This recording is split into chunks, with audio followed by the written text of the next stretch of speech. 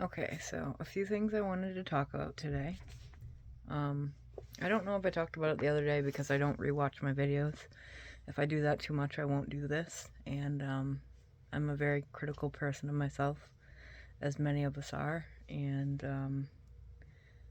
going over it too much, I won't do this at all. And even though it makes me feel uncomfortable in doing it, I'm doing it because in the long run, it's making me feel better.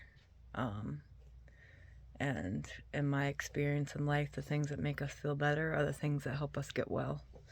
So, um, I spoke earlier about, um, I don't know if I spoke earlier about it or not. I have so many different places I'm going and talking.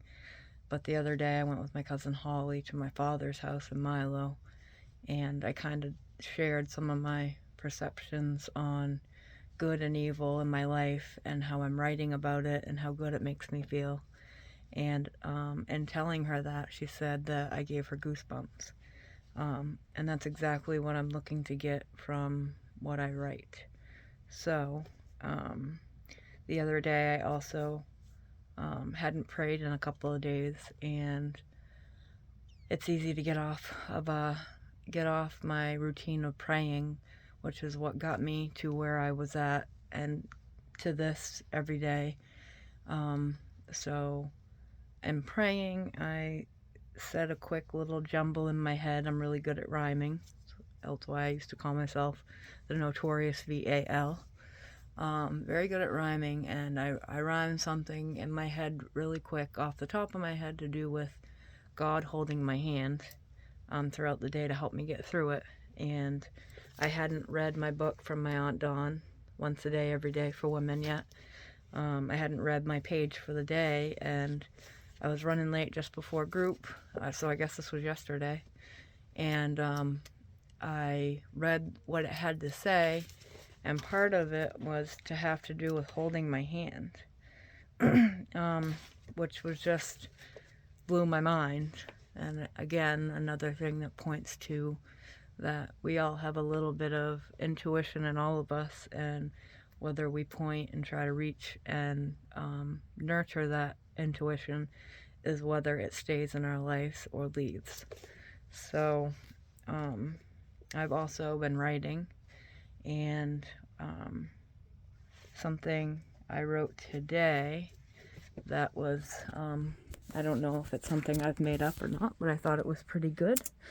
And they said the core foundation of what I have ever thought at any given time in my life is the product of the seeds planted in my head as a very young child or during my childhood. So, every morning so far, I'm getting to a point where I'm getting down and writing my book. Small goals are equaling, you know, bigger products. At this point, I'm at 3,146 words, and I Googled, how many words are on a page typically, and it said that there's about I think it said 200 to 300 words on the average page in a book, and that there's about 80,000 words in 80 to 100,000 words in any given novel. So, small steps and small goals, accomplishing them feels good, and eventually they're going to lead, to my end goal, which is writing my book. I lost my mind last time I tried to get sober in 2020, and this time I'm trying to be really careful on every step that I take in order to achieve these goals, slowly but surely. And while I was at my dad's the other day, I got my really big cork board that I bought in 2020 after rehab, so I could make a dream board or whatever they're called. And my plan with this one is just to have a book in the center that's mine, and the little things to remind me how to get there, like how many pages.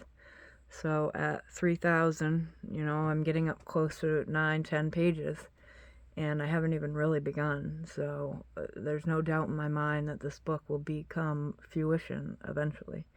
fruition. Don't make fun of my pronunciations when you don't have teeth. As what I said with my cousin Holly the other day, I kept whistling when I was excited and talking with her. But it was good to be able to laugh with her about it as well.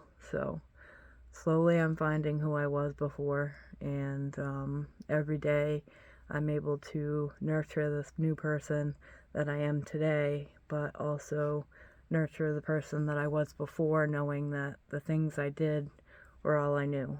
And if I want to make something better of myself, then I need to learn how to change the things I don't like. And I do that by surrounding myself with people who care, and places that seem safe for me to talk, like therapy and doctors and family members and friends, meetings, all those things. So, and I pull on this so you can hear me. It's easier to talk. And I know I look like a weirdo on it, but I don't even care at this point. The whole purpose is maybe I'll say something that helps somebody else. I don't care how many views I get. I don't care how many people read my book when it's available. The only purpose is that I'm healing through doing this and writing. And if it heals me and moves other people, then maybe that will inspire them to do something to change themselves as well. Have a good day.